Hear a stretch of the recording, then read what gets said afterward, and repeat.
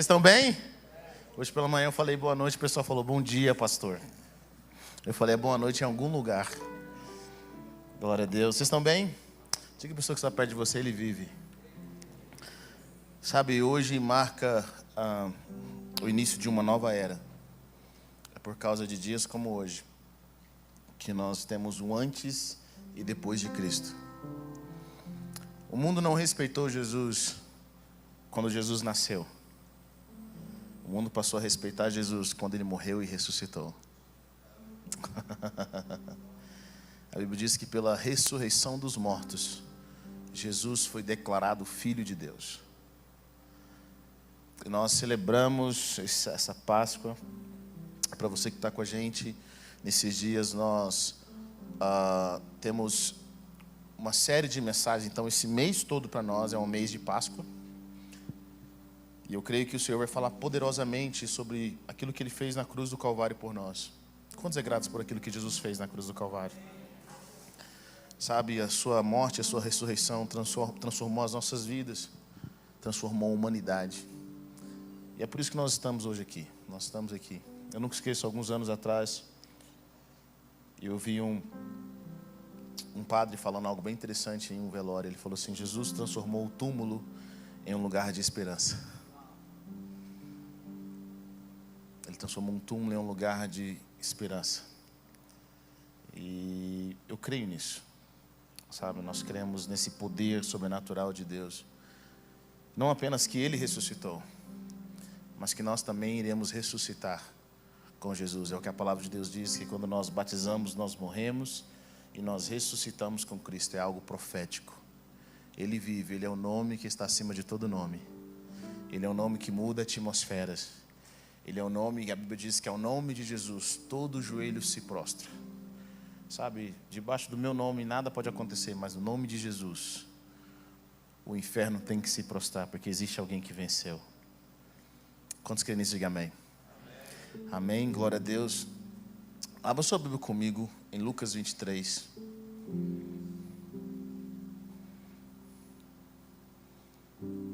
Lucas 23.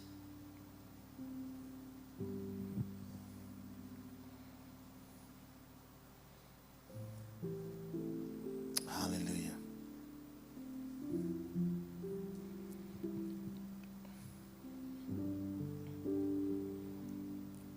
Versículo 36.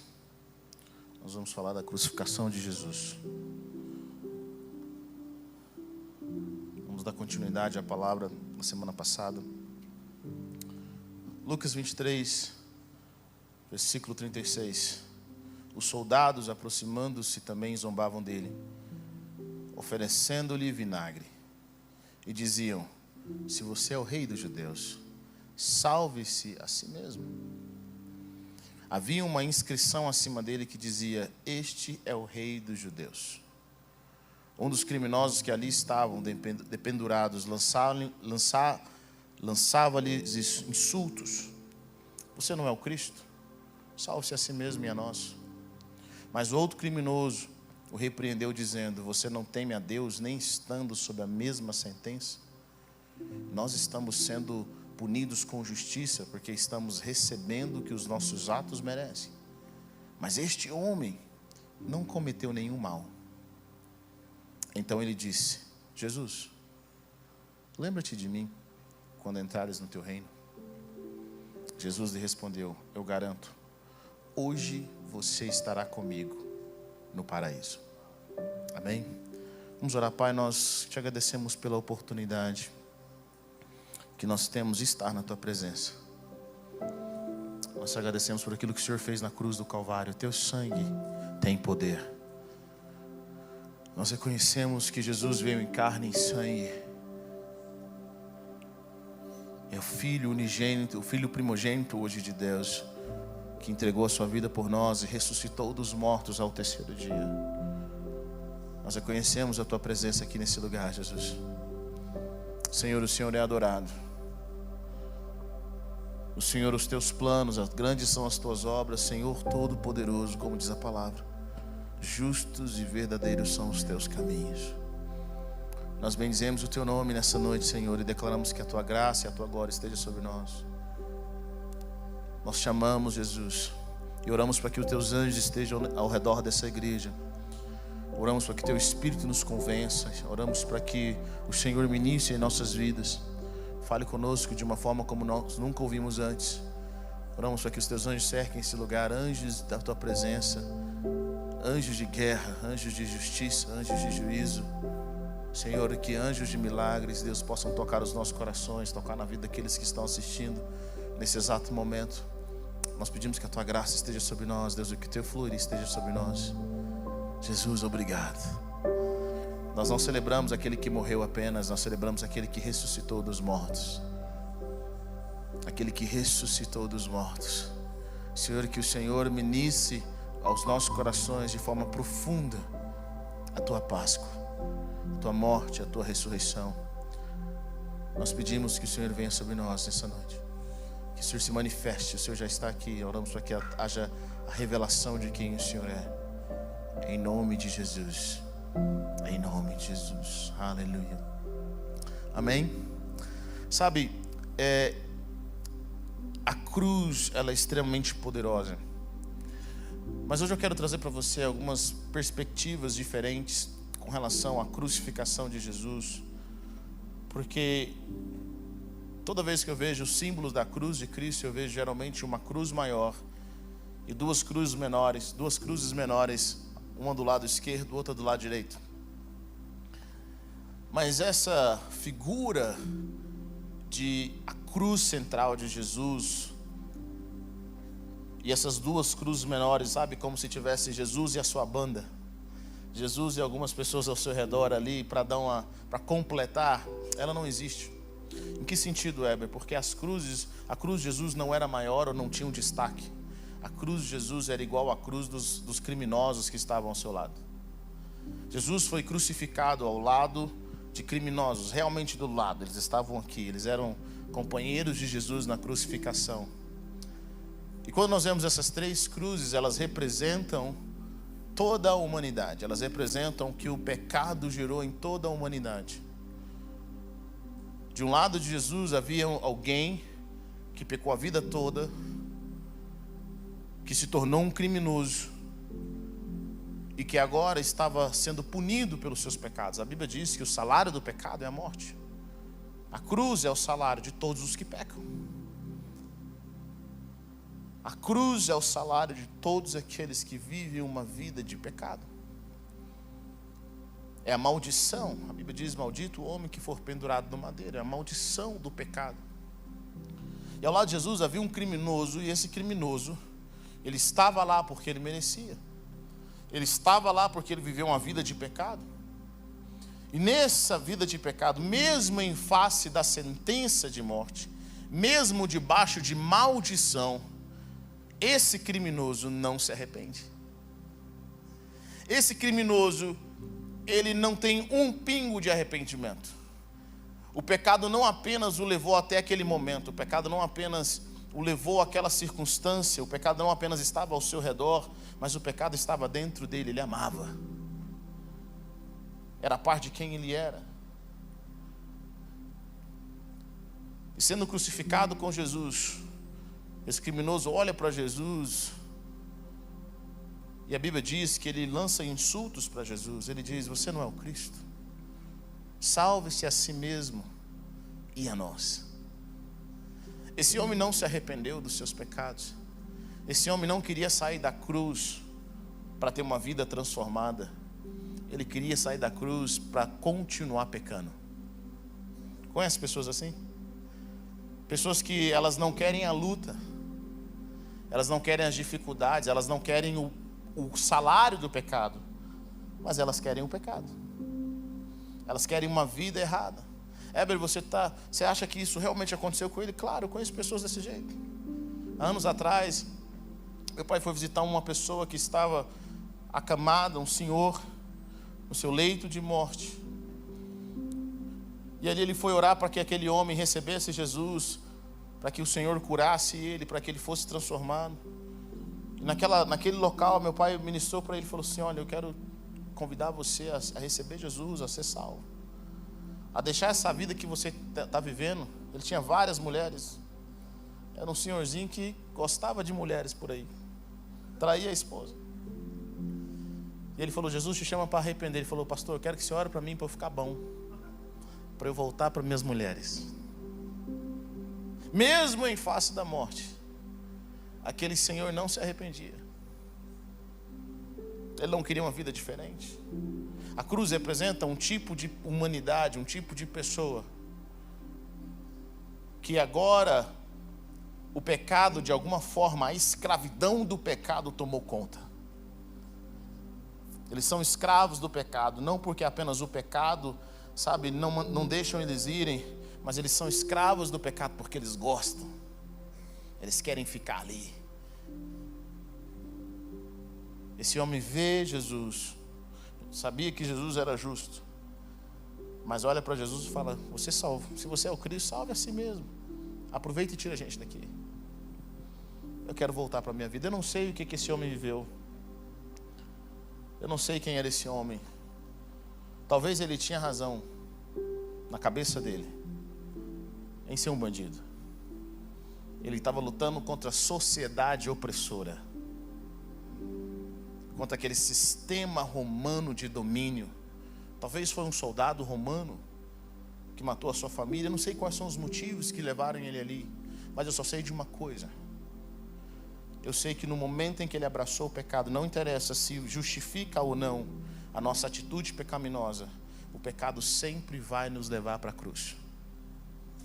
O pecado sempre vai trazer uma punição. Quantos filhos chegam para mim e falam: olha, você não conhece meus pais, eu vou fazer isso para chamar a atenção deles, eu quero ser rebelde. Deixa eu falar uma coisa para você, querido: você vai pagar o preço por isso, não seus pais. Você vai pagar o preço. Nós pagamos o preço pelas nossas atitudes.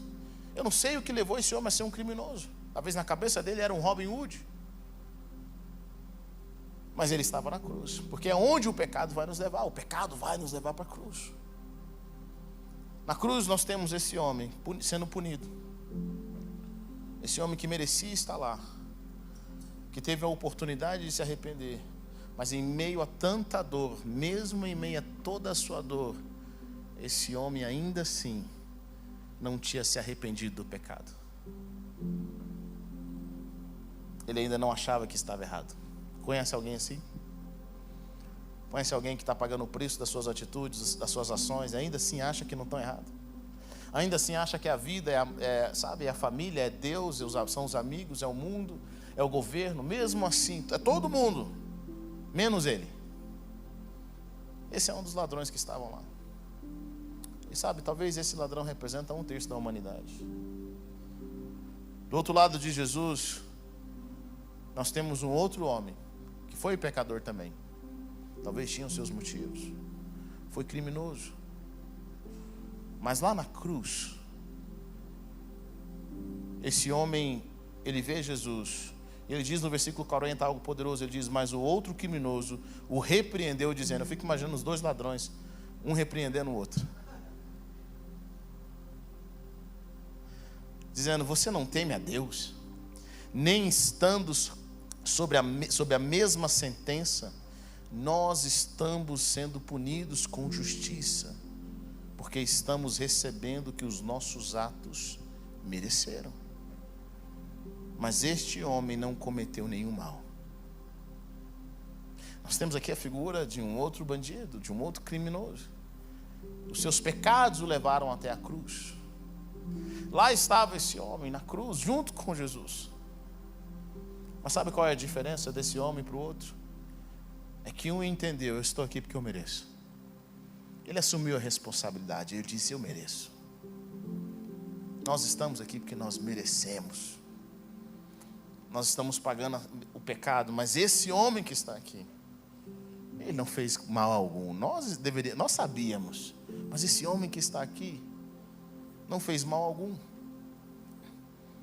Nós temos alguém que viveu uma vida de pecado, está colhendo o fruto do pecado, se arrepende.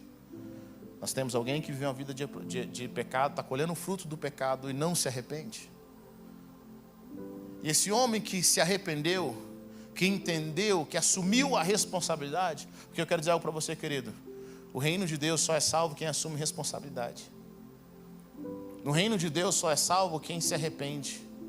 Quem culpa os outros, quem culpa a vida, quem culpa o mundo, quem culpa Deus, nunca vai receber salvação no reino de Deus. A nossa vida só passa a ser mudada quando nós falamos, sou eu preciso, eu necessito, tem algo na minha vida que precisa ser transformado. Não justifica. E eu acho incrível esse homem, porque esse homem, ele reconhece Jesus na cruz. Alguém que se arrepende, e isso é poderoso, na cruz do Calvário. Que Jesus que ele reconhece na cruz? Não é um Jesus que estava cheio de poder, não era um Jesus que estava fazendo milagres, não era Jesus que estava fazendo sinais. Ele reconhece o Jesus que estava preso junto com ele. Como que esse homem agora reconhece Jesus, reconhece o Cristo na cruz? Você consegue entender isso? Como que alguém reconhece Deus estando sob a mesma sentença? Talvez eu penso assim, cara, se eu visse Jesus transformando a água em vinho, multiplicando os pães, andando sobre as águas, eu reconheceria imediatamente que ele é o Filho de Deus. Mas esse homem arrependido reconhece que Jesus é o Filho de Deus, debaixo da mesma sentença. Um Jesus nu, que apanhou a noite toda, com a coroa de espinhos, que estava sendo zombado pelos romanos, que sofria insultos. Esse homem, ao lado de Jesus, reconheceu que ele era Deus. Sabe o que é isso, querido? É o poder do arrependimento. O arrependimento nos faz ver a mudança de pensamento, o assumir responsabilidade, nos faz ver Deus de uma forma diferente, faz com que a gente enxergue onde Deus está. Vocês estão comigo ou não? Esse homem estava lá, ele reconheceu um justo. E olha que poderoso, ele diz, Jesus, lembra-te de mim quando entrares no teu reino. Lembra-te de mim quando entrares no teu reino. Na cruz estão os que pecaram, mas na cruz também estão os que não pecaram. Na cruz está o justo e na cruz está o ímpio. Sabe, o pecado de Adão fez com que todos nós pagássemos o preço. Na realidade, todos nós em Adão pecamos. O pecado de Adão e Eva fez com que toda a humanidade pagasse o preço. Os justos e os injustos. Sabe, toda a criação paga o preço pelo pecado do homem. O nosso pecado pode ser privado, mas nunca tem alcance pessoal. A nossa desobediência pode ser privada, mas nunca tem alcance apenas pessoal. A nossa vida errada pode ser privada, mas nunca tem um alcance pessoal. Pessoas inocentes vão pagar pelo preço dos nossos erros. Quantas crianças, quantas famílias morreram, pagaram um preço que não eram delas, pelo pecado de Adão. A palavra de Deus diz em Eclesiastes capítulo 7, versículo 15. Nessa vida vazia e sem sentido eu já vi de tudo. Um justo que morreu jovem por causa da verdade, e um ímpio que desfrutou de vida longa, apesar da sua malignidade. Salomão está dizendo, existe uma realidade lá. Existem pessoas que não deveriam estar vivas, mas estão. Existem pessoas que deveriam estar aqui, mas eles não estão. Eles pagaram um preço. Na cruz estão os justos e os injustos. Na cruz estão aqueles que pecaram e aqueles que não pecaram. Sabe, existem atitudes que os pais tomam, que os filhos inocentes pagam. Existem atitudes que políticos tomam, que pessoas inocentes pagam. Existem atitudes que líderes tomam em pecado e em egoísmo, que as suas ovelhas, os seus liderados pagam. Alguém vai pagar pelo nosso pecado, alguém sofre as consequências. Talvez eu e você estamos vivendo o fruto de algo errado que alguém fez no passado. Esse é o poder do pecado, ele contamina. Mas na cruz não foi apenas um homem que morreu. Sabe, o pecado de Adão até Deus pagou. Até Deus teve que ir para a cruz. Não foi apenas o homem justo, mas foi o Deus Criador, o Criador dos céus e da terra. Pagou um preço na cruz do Calvário. E esse homem diz para Jesus, ele fala, quando o Senhor entrar, lembra-te de mim quando entrares no teu reino. Jesus respondeu, eu garanto, hoje você estará comigo no paraíso. Sabe, existe algo poderoso aqui nesse diálogo de Jesus. Jesus foi crucificado no meio de dois homens. O que o insultou, Jesus nem responde. Jesus nem olha para esse homem e fala assim, olha, você vai pagar um preço maior hoje no inferno. Jesus não olha para esse homem e fala, ô meu filho, eu estou aqui por você, você deveria estar pedindo perdão. Jesus não responde ao homem que não se arrependeu. Mas ele responde ao homem que se arrependeu. Ele responde à pessoa que aceitou o que estava vivendo e pediu com que Deus fizesse algo poderoso. Isso também nos mostra algo poderoso. Jesus não vai salvar quem não se arrepende. Ele não vai salvar quem é orgulhoso, quem não é quebrantado, quem não se quebranta, que mesmo em face das circunstâncias difíceis, essa pessoa quer cobrar de Deus, como se Deus fosse o seu empregado. Esse homem da cruz que não se arrepende, ele fala, você não é o Cristo, salve a si mesmo. E aproveite e salve a gente. Jesus não responde. Mas ele responde a um coração quebrantado. Sabe, como que nós fazemos quando nós nos aproximamos do Senhor? Qual é a nossa ração? Só que nós nos aproximamos com o coração quebrantado. Será que nós nos aproximamos entendendo que nós precisamos dele? O Senhor chama ele a uma... Sabe, Jesus responde a esse homem. Eu fico imaginando esse homem na cruz do Calvário. Sabe, aqui, o que nós estamos vendo de Jesus é algo poderoso. Por quê? Porque representa também a humanidade. Esse homem que um dia foi criminoso, Jesus disse que ele estaria no paraíso. O arrependimento dele não tira ele da cruz. Preste atenção nisso. O arrependimento desse homem não tira ele da cruz. Em nenhum momento Jesus falou assim, olha, só porque você me reconheceu como Senhor e Salvador, só porque você me reconheceu como Rei, só porque você me reconheceu que eu sou Cristo, que eu tenho reino, eu vou tirar você da cruz. Vai acontecer algo poderoso, um milagre, você vai sair da cruz. Esse homem não sai da cruz. Mas eu quero dizer algo para você. Esse homem vai passar a eternidade num lugar bem diferente. E vai passar a eternidade num lugar bem melhor do que aquele outro que só insultou. Às vezes o arrependimento ele não pode mudar o que aconteceu na nossa vida até aqui. Ele não pode impedir com que a gente colha certas coisas. Mas ele pode mudar a nossa vida daqui para frente. É um processo, é uma restauração. E eu fico imaginando esse homem chegando nos céus, chegando no paraíso. E o anjo perguntando para ele, como é que você chegou aqui? Eu falei assim, rapaz, o anjo buscando o nome dele na lista, falou assim, mas seu nome não está aqui? Deixa eu falar com o meu supervisor. Quase ninguém chega aqui. O que você fez na terra? Eu falei assim, bom, cometi alguns crimes.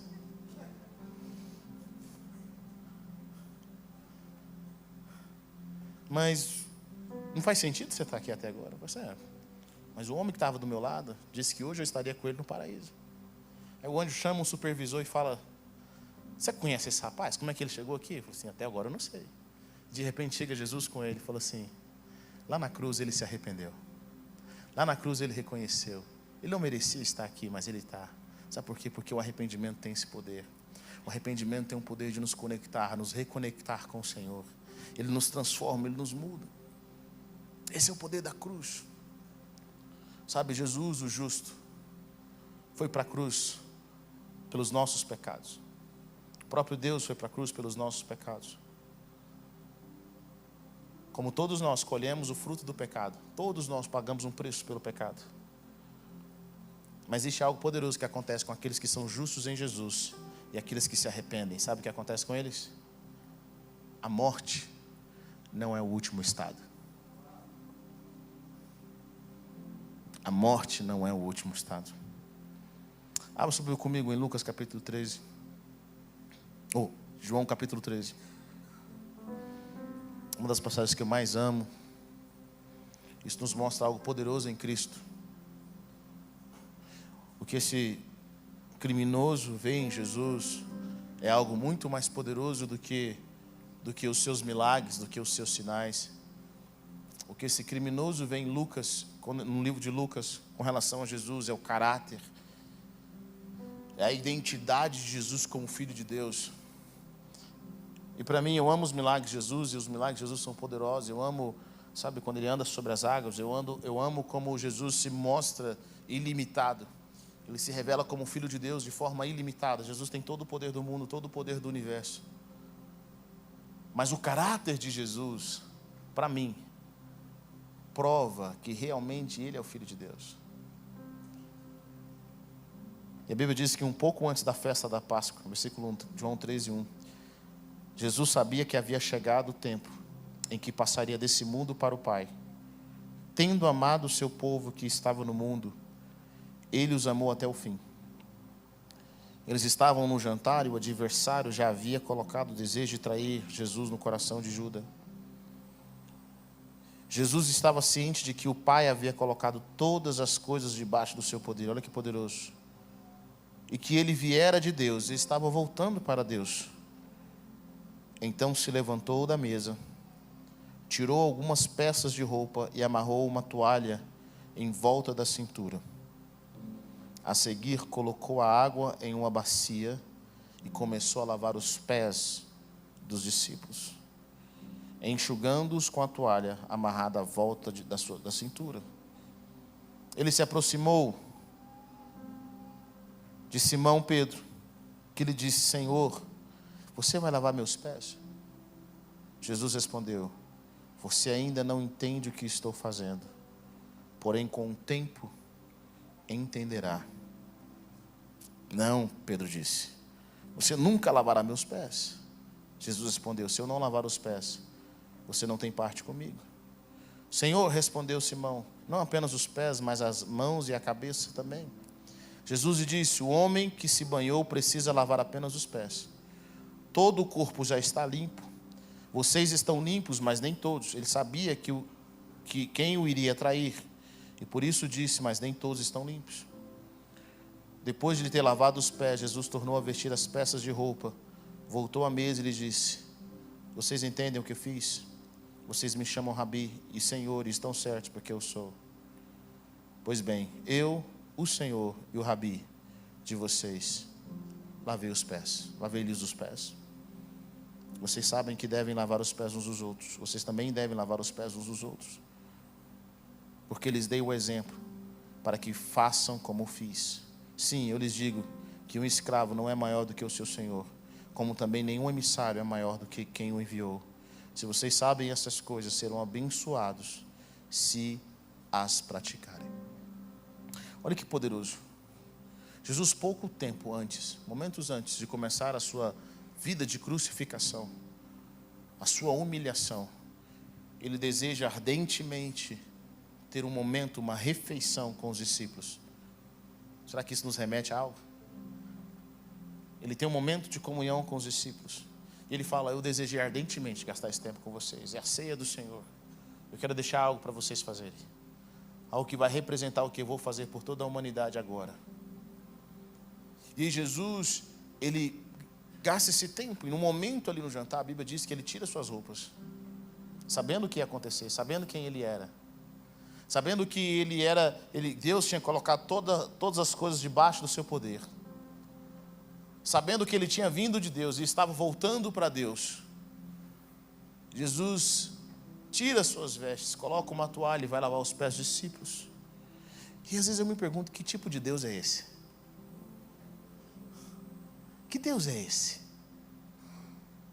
Porque quando nós pensamos na figura de um Deus, nós pensamos em um Deus que merece simplesmente, sabe, que busca a adoração dos homens, é um Deus que busca com que os homens o sirvam, é um Deus que busca com que os homens o adorem o tempo todo, é um Deus que sabe que ele tem que estar superior, ele tem que se sentir superior, mas nós vemos agora um Deus que não apenas veio para morrer na cruz, mas vive uma vida de cruz, é um Deus que na mesa ele tira suas roupas, coloca amarra uma toalha ao seu redor, sabendo que vai ser crucificado, e vai lavar os pés dos discípulos.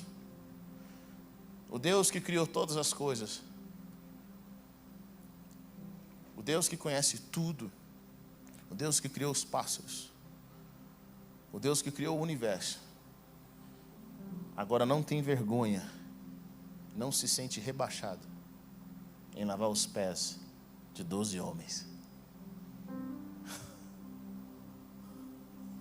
Você só pode fazer isso, querido, quando você sabe qual é a sua identidade, quem você é. Jesus não se sentiu rebaixado por lavar os pés dos seus discípulos. E eu acho incrível isso que Jesus diz. Ele fala assim: olha, vocês me chamam de Senhor e de Mestre. Sabe de uma coisa? Vocês estão certos. Eu sou Senhor e Mestre, é isso mesmo, é a minha identidade.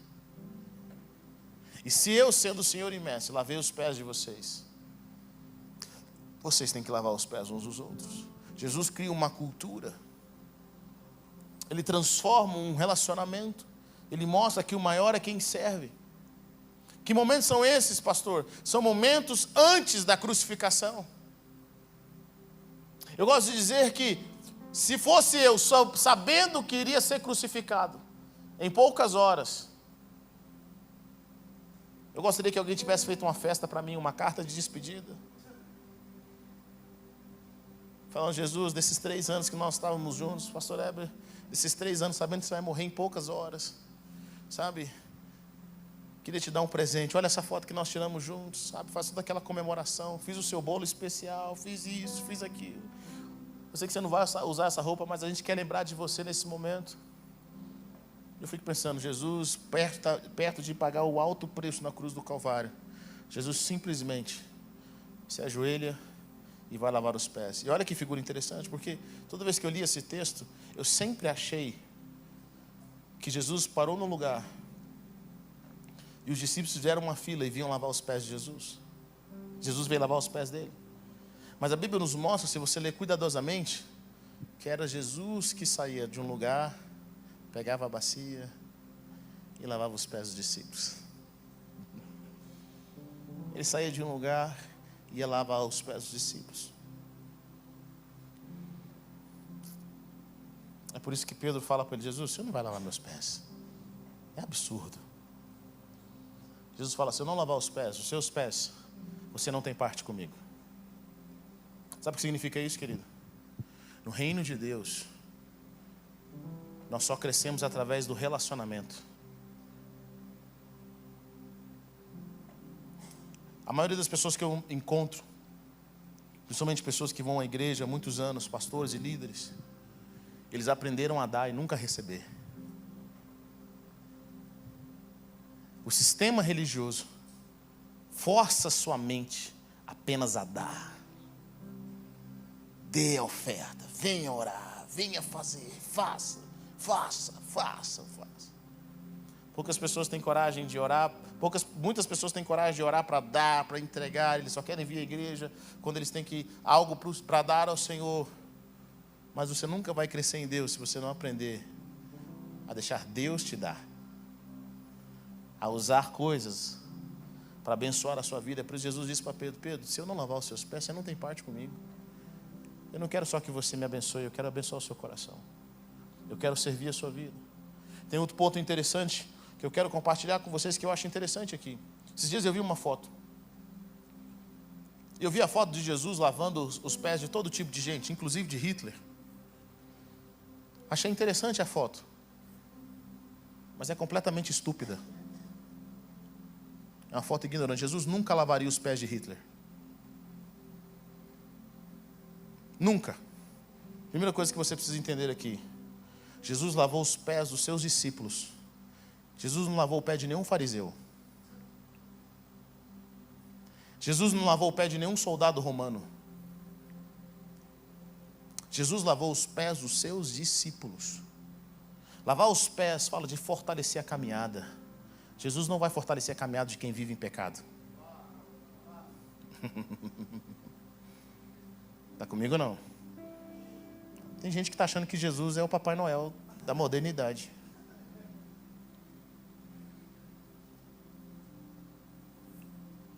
Lavar os pés fala em tirar as poeiras do mundo que nós adquirimos com a nossa caminhada, com a nossa jornada. Sabe, querido, enquanto você está caminhando para fazer o que é certo em Deus, muitas vezes os seus pés se sujam, sim ou não? Ou alguém aqui, desde que nasceu de novo, nunca mais pecou? Se tem alguém aqui, eu queria que você orasse por mim no final do culto. Mas quando nós vamos caminhando na nossa jornada com Deus, nós descobrimos que os nossos pés ficam sujos com as poeiras do mundo, com as circunstâncias. Nós queremos fazer o que é certo, nós estamos na jornada da santificação, mas os nossos pés se sujam. Mas nós estamos no caminho, buscando, clamando, querendo mais de Deus, mas os nossos pés vão se sujando. E é por isso que a palavra de Deus fala para nós confessarmos os nossos pecados uns aos outros. Porque o confessar os nossos pecados uns aos outros é um processo nas nossas vidas, no qual nós somos lavados. Alguém precisa lavar o nosso pé, alguém precisa nos curar, alguém precisa ministrar nossas vidas. Nem sempre, querido, nós vamos ministrar. Pessoas precisam ministrar nas nossas vidas. Eu sei que tem muitas pessoas que não gostam que tocam nos pés delas.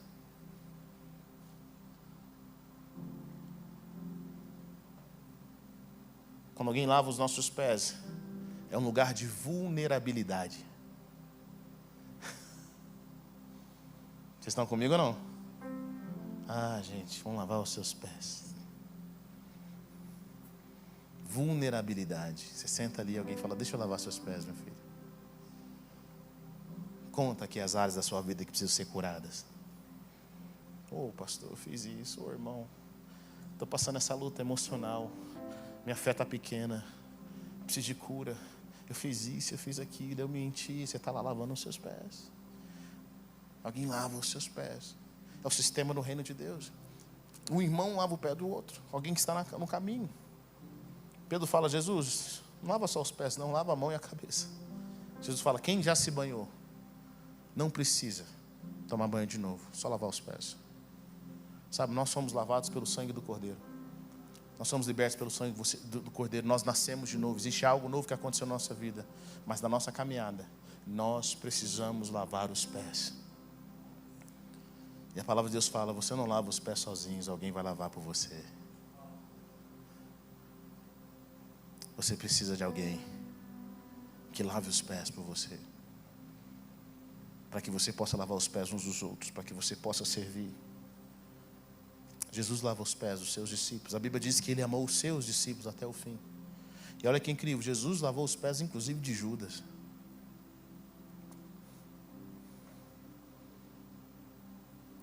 Que era um dos seus discípulos. Ele lava os pés de Judas. Mas o problema de Judas não estava nos pés, estava no coração. As palavras de Jesus não entravam no coração dele. Jesus não conseguiu limpar o coração de Judas. Nem a sua mente.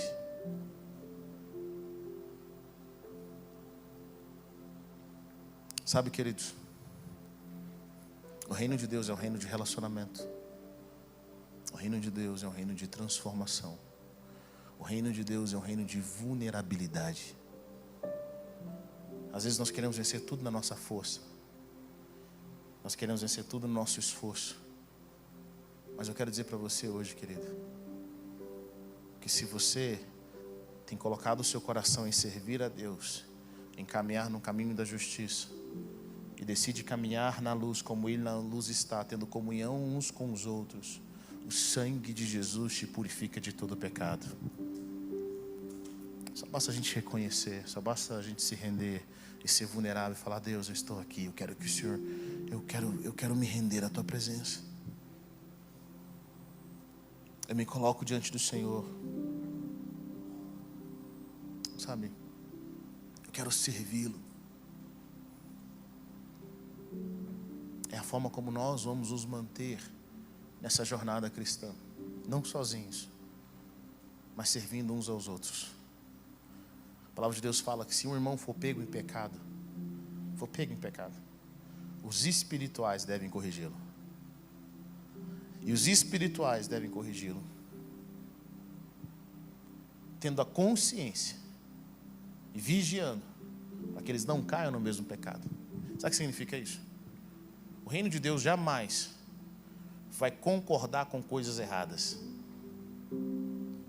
Mas Ele não vai trabalhar na vida de alguém sem o propósito de restaurar. Está comigo ou não? Deus não vai concordar com as nossas coisas erradas, mas Ele vai trabalhar de uma forma que nós sejamos restaurados. De uma forma que nós sejamos encorajados. Eu amo que Jesus vem em Pedro. Jesus, ele chega para Pedro: Pedro, o diabo pediu a sua vida, mas eu orei por você. Pedro disse que não vai fazer, que não vai acontecer. Conhece alguém assim que disse que jamais faria isso? Mas em momentos difíceis é o primeiro a fugir. E Jesus, ele sabia dos defeitos de Pedro, ele sabia das áreas frágeis de Pedro, ele sabia das áreas em que Pedro não era estruturado. Ele conhecia Pedro, mas de uma forma muito poderosa, Jesus, ele não foca naquilo que Pedro não iria fazer. Mas ele diz: Pedro, quando você se converter, fortalece seus irmãos. Sabe, ele está chamando Pedro para um relacionamento, ele está chamando Pedro para um propósito, ele está chamando Pedro para algo mais profundo.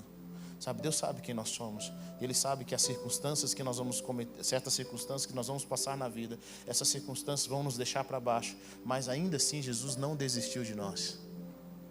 Ele não desistiu daquilo que nós podemos fazer nele. Ele não desistiu daquilo que nós podemos ser nele.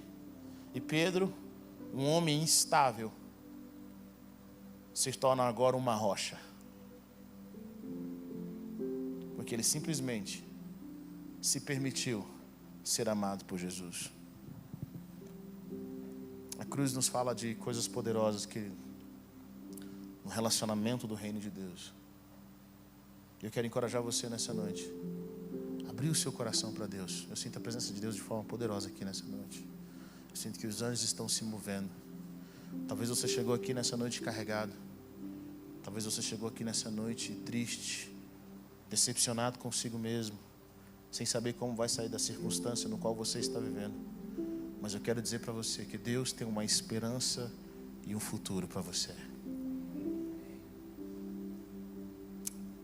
Deus tem uma esperança e um futuro.